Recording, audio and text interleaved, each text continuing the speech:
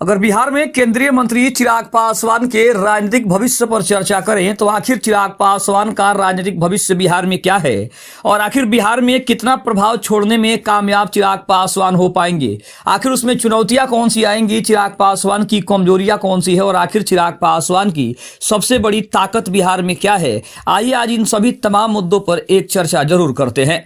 नमस्कार, मैं हूं संजीव और आप देख रहे हैं आप तक न्यूज। अगर आप हमारे चैनल पर नए हैं तो चैनल को जरूर सब्सक्राइब कर लें। बता दें कि सबसे बड़ी चर्चा होती है इस बात की कि चिराग पासवान के राजनीतिक भविष्य के बारे में कि आखिर चिराग पासवान की राजनीतिक भविष्य क्या है और चिराग पासवान का बिहार में राजनीतिक भविष्य अनिश्चित लेकिन संभावनाओं से भरा है।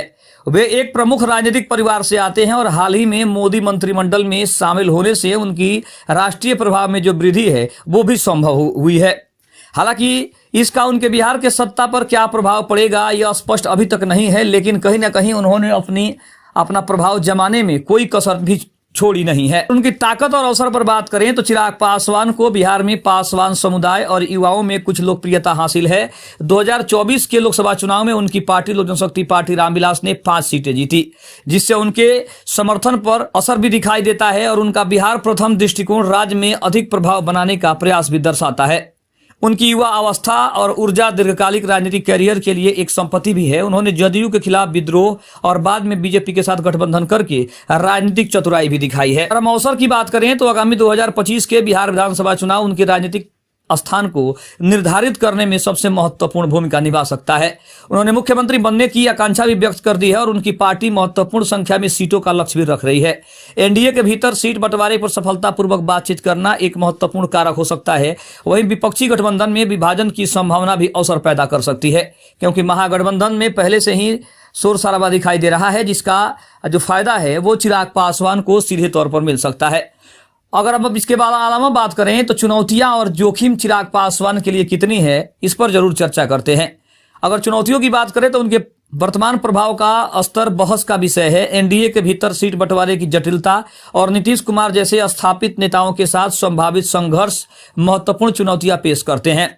पिछले विधानसभा चुनाव में उनकी पार्टी का प्रदर्शन काफी कमजोर रहा था। उनकी बिहार फर्स्ट रणनीति की सफलता अभी भी देखनी बाकी है और उन्हें मुख्यमंत्री पद के लिए प्रतिस्पर्धा करने वाले अन्य युवा नेताओं का सामना भी करना पड़ सकता है। अगर जोखिम की बात करें तो उनकी राजनीतिक चालें उल्टा भी पड़ सकती है, जिससे समर्थन में कमी आ सकती है। 2025 के चुनाव में महत्वपूर्ण संख्या में सीटें हासिल करने में विफलता उनकी राजनीतिक संभावनाओं को गंभीर रूप से नुकसान पहुंचा सकती है, क्योंकि गठबंधनों पर उनकी निर्भरता उन्हें बदलते राजनीतिक परिवेश के प्रति संवेदनशील भी बना सकती है।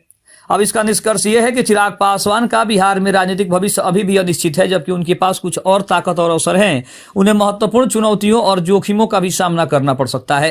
2025 के विधानसभा चुनाव उनकी राजनीतिक कुशलता और अपनी महत्वाकांक्षाओं को ठोस परिणामों में बदलने की क्षमता का एक महत्वपूर्ण परीक्षण होगा।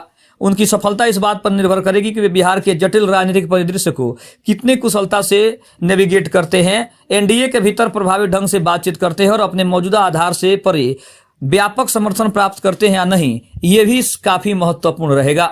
दूसरी तरफ अगर हम बात करें तो पासवान समुदाय की जो पृष्ठभूमि है वहां भी चिराग पासवान का प्रभाव देखने को मिल सकता है। पासवान समुदाय बिहार, झारखंड, उत्तर प्रदेश, अन्य पूर्वी राज्यों में दलित वर्ग से संबंधित है। ऐतिहासिक रूप से यह समुदाय सामाजिक और आर्थिक शोषण का शिकार रहा है और इसे अछूत भी समझा गया। अधिकांश पासवान खेती, मजदूरी या सुरक्षाकर्मी जैसे पेशों में लगे रहे हैं, लेकिन जब से चिराग पासवान ने और उनके पहले उनके पिता रामविलास पासवान ने महत्वपूर्ण भूमिका निभाई, नेतृत्व क्षमता अपनी दिखाई थी, तब से कहीं ना कहीं पासवान समुदाय को एक आस जगता हुआ दिखाई दिया कि उनके नेता रामविलास पासवान और अब उनके बेटा चिराग पासवान इस प्रभाव को कितना प्रभावशाली बनाएंगे, ये काफी देखा जाए तो महत्वपूर्ण है।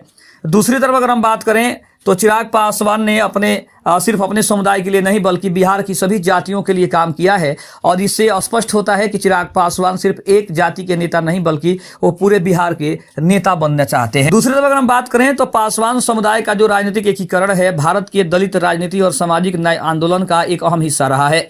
यह एकीकरण न केवल सामाजिक उत्पीड़न के खिलाफ एकजुटता दिखाने का प्रतीक है बल्कि राजनीतिक सशक्तिकरण की दिशा में भी एक मजबूत कदम है और इसे विस्तार से अगर समझने की कोशिश करें तो इसके कई सारे बिंदु सामने आते हैं। दूसरा, अगर देखा जाए तो चिराग पासवान ने पहले भी इस बात की ओर इशारा किया है कि उनकी जो राजनीति है वो सिर्फ एक जातियों पर निर्भर नहीं है, बल्कि उनकी जो राजनीति है वो बिहार की सभी जातियों को एक साथ लेकर चलने की रही है। और इसी रणनीति के साथ चिराग पासवान आगे बढ़ने की कोशिश कर रहे हैं। और सबसे महत्वपूर्ण मुद्दा यह है कि चिराग पासवान अपना प्रभाव जमाने में कितना सफल हो पाएंगे, बिहार की राजनीति में वो अपना कितना असर छोड़ पाएंगे। ये कुछ ऐसे सवाल है जिसका जवाब आने वाले 2025 के विधानसभा चुनाव में ही मिल सकता है।